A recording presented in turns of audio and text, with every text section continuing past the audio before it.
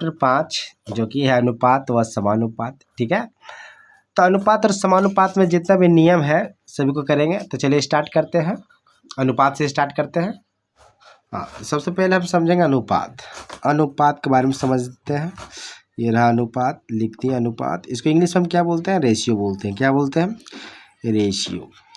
ठीक है, तो देखिए जो अनुपात होता है यानी रेशियो, उसमें दो वास्तविक संख्या होना जरूरी है। ठीक है, तब जाके हम उस दोनों संख्या के बीच में हम अनुपात में लिख सकते हैं। तो अनुपात कैसे लिखा जाता है थोड़ा समझ। जैसे मान ली कोई वास्तविक संख्या है, दो संख्या ले लेते हैं। एक संख्या हम ले लेते हैं ए, दूसरी संख्या ले लेते हैं बी। ठीक है, इसको हमें अनुपात में लिखना है यानी रेशियो में लिखना। तो कैसे लिखेंगे? इसको हम लिखेंगे ए अनुपात बी। देखिए अनुपात का जो सिंबल है इस तरह लिखते हैं, देखें ना। तो इसको हम पढ़ेंगे ए अनुपात बी, यानी या बोल सकते हैं A:B। ठीक है, यानी ए अनुपात बी को हम इस तरह लिख सकते हैं A/B। ठीक है, यानी A/B में इसको हम लिख सकते हैं।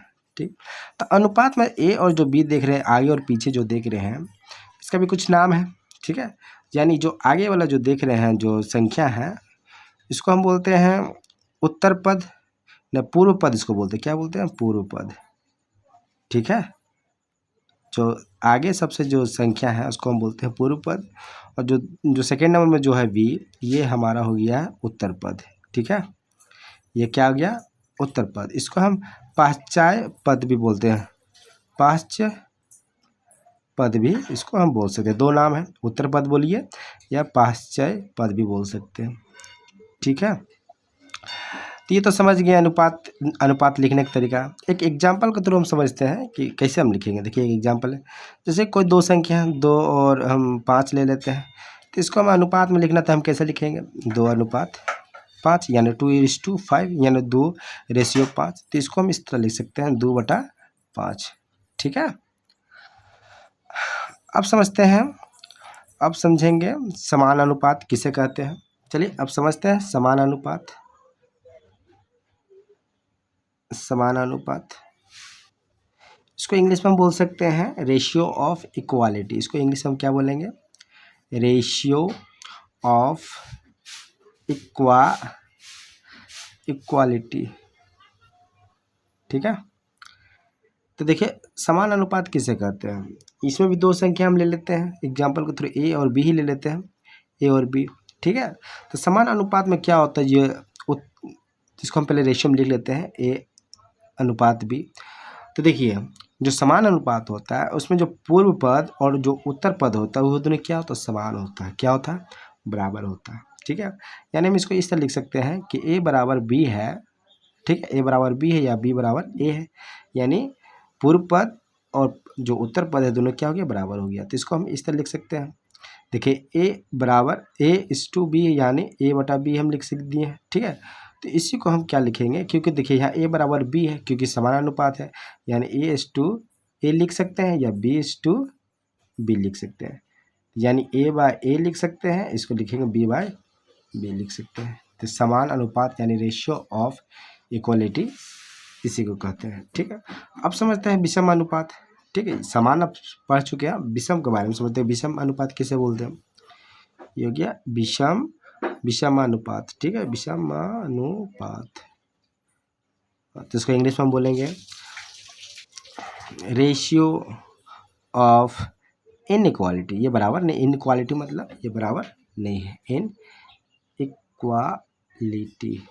ठीक है, तो इसमें भी दो संख्या हम ले लेते हैं ए और बी। ठीक है, तो इसको अनुपात में हम लिखेंगे तो A:B यानी A अनुपात B।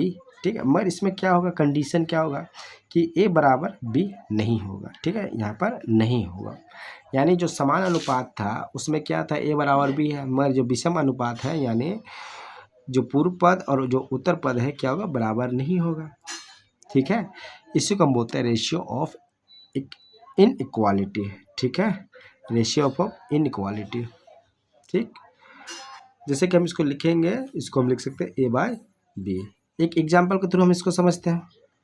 देखिए कोई संख्या 2 और 3 है ना, तो 2 अनुपात 3 को हम क्या लिखेंगे 2/3। तो यहाँ पूर्व पद जो उत्तर पद है दोनों बराबर है नहीं है, क्योंकि यहाँ 2 है यहाँ 3 है, इसलिए 2/3 क्या हो जाएगा विषम अनुपात हो गया। मगर जैसे ही हम यहाँ पर यहाँ पर 2:2 हम जब लिखते हैं तो क्या हो जाएगा 2/2 हो जाएगा, यानी उत्तर पद और पूर्व पद और उत्तर पद क्या हो जाएगा दोनों बराबर हो जाएगा, यानी इसको हम क्या बोलेंगे समान अनुपात। ठीक है, इसको हम क्या बोलेंगे समान अनुपात बोलेंगे। ठीक है, अब हम समझते हैं गुरु अनुपात। ठीक है, तो हम लोग क्या पढ़े इसमें, अनुपात तो समझ लिए, उसके बाद समान अनुपात समझे, उसके बाद विषम अनुपात समझे। ठीक है, अब समझेंगे गुरु अनुपात।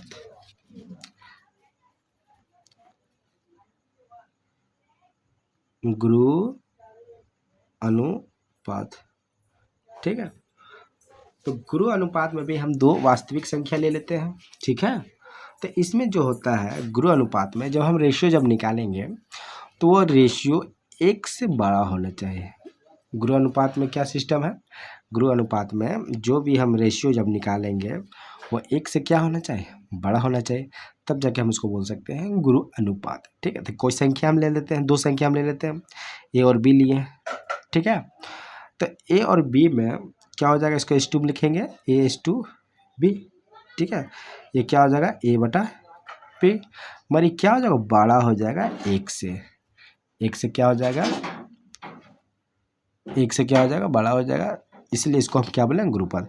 एग्जाम्पल के थ्रू हम समझते हैं। देखिए कोई संख्या हम ले लेते हैं, हम संख्या ले लेते हैं 7 ले लेते हैं और 4 ले लेते हैं। ठीक है, जब संख्या लेंगे तो इसको हम क्या अनुपात में लिखते हैं, तो इसको हम क्या लिखेंगे रेशियो में लिख लेते हैं, यानी 7:4। 7:4 को हम क्या लिखेंगे 7/4, जो कि 1 से बड़ा है। जब इसको हम भाग करेंगे तो क्या हो जाएगा, तो 1 से ही बड़ा ही होगा। ठीक है, जब इसको भाग करेंगे 1.47 कुछ आने वाला, यानी 1 से बड़ा हो जाएगा, तो यानी इसको हम कहेंगे गुरु अनुपात। ठीक है, अब इसका जस्ट विपरीत लघु अनुपात, गुरु हो गया अब लघु हो जाएगा लघु अनुपात। लघु अनुपात जस्ट गुरु अनुपात का उल्टा होता है, यानी कोई भी संख्या जब इसको हम रेशियो में उतारेंगे, यानी A/B जो कि 1 से क्या होगा छोटा हो जाएगा। इसमें क्या हो गया, इसमें बड़ा हो गया, इसमें छोटा हो गया। ठीक है, तो यानी ये क्या हो जाएगा लघु अनुपात हो जाएगा। तो लघु अनुपात को एग्जाम्पल के थ्रू हम समझते हैं। देखिए ये 3 है और 2, 3 और 2 नहीं, यहाँ पर 2 यहाँ पर 3 कर देते हैं। ठीक, इसको 2:3 को हम क्या लिखेंगे 2/3। जब इसको हम भाग करेंगे तो क्या हो जाएगा 1 से छोटा हो जाएगा। ठीक है, क्योंकि 0 कुछ आने वाला 6 करके आएगा। ठीक है, यानी इसे समझ में आता है कि जो गुरु अनुपात है, जो पूर्व पद है वो क्या होता है बड़ा होता है ना, और जो उत्तर पद है वो छोटा होता है। मतलब लघु अनुपात में क्या होता है, जो पूर्व पद होता है वो छोटा होता है और जो उत्तर पद होता है वो बड़ा होता है। समझ में आया, लघु अनुपात इसी को कहता है। ठीक है, अब हम समझेंगे विलोमानुपात यानी व्युत्क्रमानुपात। ठीक है, अनुपात में व्युत्क्रमानुपात यानी विलोमानुपात समझते हैं हम। व्युत मतलब इसका उल्टा होता है, व्युत्क्रमानुपात बोल सकते हैं, या इसको हम विलोम अनुपात भी हम इसको बोल सकते हैं। विलोम मतलब क्या होता है जस्ट इसका उल्टा, अनुपात का उल्टा। ठीक है, यानी कोई संख्या हम ले लिए, यानी A और B है, तो इसको हम रेशियो में जब उतारेंगे तो क्या हो जाएगा A/B हो जाएगा। ठीक है, जस्ट इसका उल्टा हम क्या कर देंगे B/A करेंगे, तो यही हमारा क्या हो जाएगा, ये हमारा विलोम यानी व्युत्क्रमानुपात होने की होता है, विलोम अनुपात इसको कह सकते हैं। ठीक है, यानी जो उत्तर पद और जो पूर्व पद है दोनों क्या हो जाएगा चेंज हो जाएगा, जिस कारण से क्या हमें प्राप्त हो जाएगा विलोम अनुपात प्राप्त होगा। विलोम मतलब उल्टा होता है।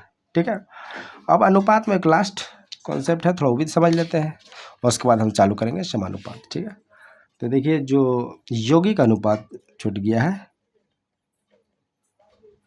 यौगिक अनुपात भी बोल सकते हैं या इसको मिश्र मिश्र अनुपात, दो नाम इसका है, यानी यौगिक अनुपात भी बोल सकते हैं या मिश्र अनुपात।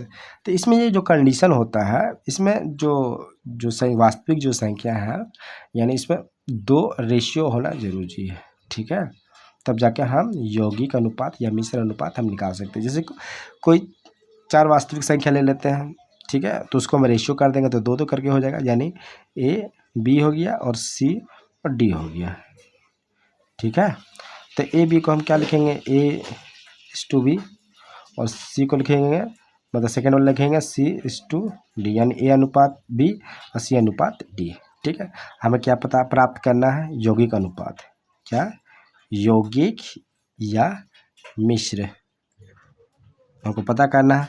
तो क्या हो जाएगा, पूर्व पद A है, इसका C है, उत्तर पद B है, इसका D है, यानी फर्स्ट को हम क्या कर देंगे, मल्टीप्लाई कर देंगे, और सेकंड को हम मल्टीप्लाई कर देंगे, तब जाके हमें प्राप्त होगा यौगिक अनुपात यानी मिश्र अनुपात। यानी A गुना C हो जाएगा रेशियो B गुना D, यानी इसको हम लिखेंगे AC अनुपात BD।